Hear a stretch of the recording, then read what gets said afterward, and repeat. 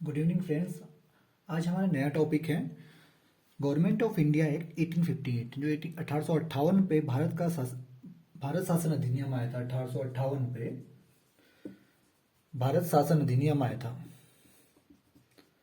आज हम इस टॉपिक पे डिस्कस करेंगे। अब देखिए ये आया क्यों था, अब ये अधिनियम आया क्यों था। देखिए इससे पहले आपने सुना होगा 1857 की क्रांति हुई थी। अब इस क्रांति को हमने दो नाम दिए थे, एक तो सिपाही विद्रोह बोला था और सेकेंड वन हम इसे ये भी कह सकते हैं भारत का पहला स्वतंत्रता संग्राम भी कह सकते हैं इसे, भारत का प्रथम स्वतंत्रता संग्राम। अब देखिए इसमें हुआ क्या। अब इसमें आपने देखा होगा फर्स्ट ये सिपाही विद्रोह है। सिपाही विद्रोह में नाम से ही स्पष्ट है, देखिए सिपाही विद्रोह था तभी 1857 की क्रांति हुई थी, इस नाम से ज़्यादा स्पष्ट है। ठीक है, तो अब हम इसके भी कारण थे। ईस्ट इंडिया कंपनी जब यहाँ पे आई हुई थी तो ईस्ट इंडिया कंपनी ने यहाँ पे बहुत तरीके से शोषण किया। एक तो आर्थिक तरीके से किया था, दूसरा था आपका राजनीतिक तरीका, और तीसरा आपका था राजनीतिक, आर्थिक, प्रशासनिक और धार्मिक, और जो लास्ट था वो था एक सिपाही, मतलब सैन्य तरह से सिपाही बोल सकते हैं हम इस पे। अब देखो आर्थिक में क्या था, इन्होंने हमारे यहाँ पे जितने भी हमारे लोकल रोजगार होते थे उसे हमसे छीन लिया था। ठीक है, और राजनीतिक में क्या था, इन्होंने इसमें तीन, राजनीतिक में इन्होंने कुछ एक टाइप की संधियां की थी, जैसे सहायक संधि थी, सहायक संधि थी, अभी हिस्ट्री में आप पढ़ेंगे, ये वेलीजली ने दी थी। और व्यपगत का सिद्धांत है, इसे व्यपंगत का सिद्धांत भी कह सकते हैं, डॉक्ट्रिन ऑफ लैप्स भी कह सकते हैं। ये किसने किया था, ये डलहौजी ने दिया था। इसमें क्या होता था, जो डलहौजी ने दिया था व्यपंगत का सिद्धांत, इस सिद्धांत में क्या था, अगर किसी राजा का पुत्र नहीं है तो उस क्षेत्र पे बाद में, उस राजा के बाद उस पे अंग्रेज अपना शासन कर लेते थे। तो ये इसकी नीति थी, ये डलहौजी की नीति थी। इसी और इन्हीं कारणों, जैसे धार्मिक कारण थे, धार्मिक कारण या हम कहेंगे एक सेल्फ रिस्पेक्ट वाली बात करेंगे।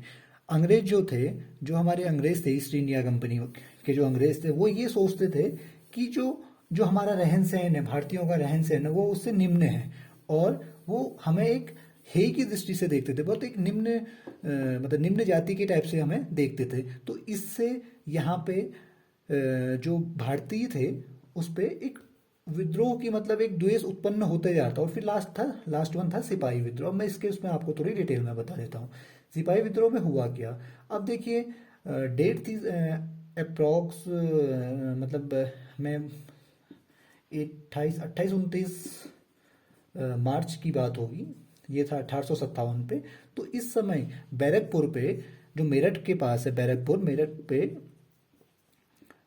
पे मेरठ के पास है, मंगल पांडे ने एक चिंगारी दी थी। उसने क्या विद्रोह किया था, जो वहाँ पे भारतीय जो सैनिक थे उनको चर्बी युक्त कारतूस दिया जाता, और उस में यह अफवाह फैली थी जो एक कारतूस है, माना है कि कारतूस है। मैं एक एग्जाम्पल पे बता रहा हूँ, यहाँ पे गाय और सुअर की चर्बी से लिप्त माना जाता था। ये क्यों लिप्त माना जाता था, अब ये भी एक साइंटिफिक वे से देखिए। ये अगर ये कारतूस है, ठीक है, ये कारतूस है, इसे क्या था, नमी नहीं पड़नी चाहिए। तो उस टाइम पे इन लोगों ने क्या किया था, इसे नमी से बचाने के लिए यहाँ पे गाय और सुअर की चर्बी से इसे ढक दिया जाता था। अब जिस टाइम पे भारतीय सैनिकों को उनकी राइफल चलानी पड़ती थी, उस टाइम पे कारतूस को निकालने के लिए इसे मुंह से छिला जाता था। तो ये जो अफवाह फैल गई थी वहां पे, तो इसका प्रारंभ किया था किसने, मंगल पांडे ने किया था। अब मंगल पांडे ने जब किया था तो उस टाइम पे 28-29 मार्च के टाइम पे कुछ अंग्रेजी सैनिक उसे पकड़ने आए। जब पकड़ने आए तो उसने उन पे गोलियां चला दी, इससे इनकी अंग्रेजी सैनिकों की मृत्यु हो गई। तो इसके कारण उन्हें, ये डेट है 8 अप्रैल 1857 पे, उन्हें फांसी पे चढ़ा दिया गया था। तो ये भी एक विद्रोह का कारण था। अब ये विद्रोह इतने बुरे तरीके से फैल चुका था कि उसे चुप कराने के लिए इन्होंने एक अधिनियम लाए थे। जो लास्ट थी ना उसका, जो मैंने आपको इसकी हिस्ट्री टाइप की बता दी है, वो निकाला इन्होंने 1858 का भारतीय शासन अधिनियम। अब इसमें हुआ क्या, अब इसमें क्या कारण हुआ, देखो इस पे डायरेक्ट जो क्राउन का इसमें रूल हो गया, जो ब्रिटिश क्राउन था, ब्रिटिश क्राउन का डायरेक्ट इसमें रूल हो गया था। इससे पहले यहाँ पे हमें क्या किया था, गवर्नर जनरल ऑफ जो इंडिया था उसकी बात की गई थी। अब यहाँ पे सीधे उसका कंट्रोल किस पे आ गया था, वायस राय पे, वायस राय पे आ गया था। वो उन्होंने पद हटा दिया था। गवर्नर जनरल का जो पद था ना, वो इन्होंने हटा दिया था। गवर्नर जनरल का जो पद है वो इसे हटा दिया था। उसके उस पे इन्होंने वायसराय दे दिया था, वायसराय दे दिया था। अब देखिए सबसे बड़ी बात थी, वायसराय था तो इसने क्या किया, द्वैत शासन शासन था। हमने पढ़ा था द्वैत शासन। अब उसमें दो कारण थे। उसमें था एक नियंत्रक बोर्ड था, एक नियंत्रक बोर्ड था, और सेकेंड वन क्या था आपका, वो था एक निदेशक बोर्ड था। एक नियंत्रक था तो एक निदेशक बोर्ड था। किसमें था, द्वैत शासन। और द्वैत शासन हमने कहाँ पे पढ़ा था, पिट्स इंडिया एक्ट पे पढ़ा था। देखिए ये जो लास्ट क्लास हमने पढ़ी थी, लास्ट टू लास्ट क्लास पढ़ी थी, उस पे हमने पिट्स इंडिया एक्ट पे पढ़ा था। वहां पे द्वैत, देखिए पॉइंट देखिए यहाँ पे कहाँ हटाया गया था, इसमें एक निदेशक बोर्ड ले आए थे, और दूसरा क्या, दूसरा बोर्ड क्या था, नियंत्रक बोर्ड था। इसे इन्होंने हटा दिया था, ये पूरी तरीके से यहाँ पे से हटा दिया था। अब यहाँ पे पूरा कंट्रोल किसका आ गया था, वायसराय का आ गया था।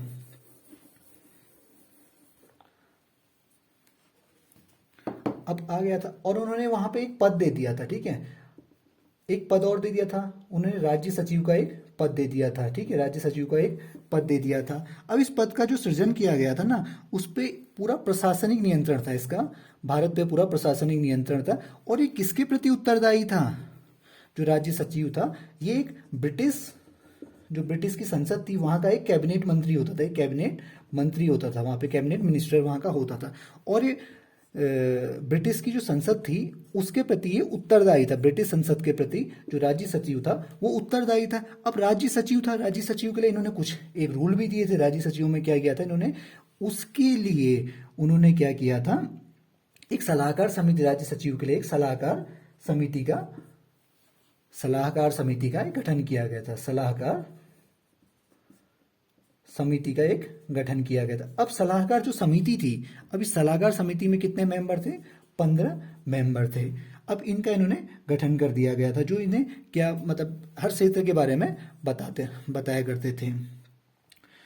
अब जो इसका मेन उद्देश्य था, देखो 1858 का जो मेन उद्देश्य क्या हो गया था, प्रशासनिक जो मशीनरी थी ना उस पर सुधार लाना था। प्रशासनिक जो मशीनरी थी मतलब जितना भी यहाँ पे कहेंगे एडमिनिस्ट्रेशन बॉडी थी, उस पर क्या लाना था, एक सुधार लाना था, प्रशासनिक चीज़ों पे एक लाना था। और देखिए इसका मेन कारण जो बना था वो देखो 2 साल तक करीबन ये जो विद्रोह की बात चल रही थी 1857 उससे पहले चल रही थी, तो उसे दबाना था, ठीक है। अब स्टूडेंट आप ये बताइएगा कि आपको ये लेक्चर कैसा लगा। देखो मैंने आज तुम्हें थोड़ा ब्रीफ में ये भी बता दिया है कि 1857 की क्रांति बैरकपुर में क्या हुआ था, और ये क्या हुआ था, जो इसका पूरा इसकी जो भूमिका बन रही थी 1858 भारतीय जो शासन अधिनियम था उसकी भूमिका बन रही थी। अब स्टूडेंट आप ये बताइएगा कि आपको ये लेक्चर कैसा लगा। अगर आपको ये लेक्चर अच्छा लगा तो आप इसे प्लीज़ लाइक कीजिए, सब्सक्राइब कीजिए, और अपने सारे दोस्तों को, अपने जितने भी गवर्नमेंट एग्जाम करने वाले हैं, एग्ज़ाम देने वाले हैं, उन पर ये फैलाइए।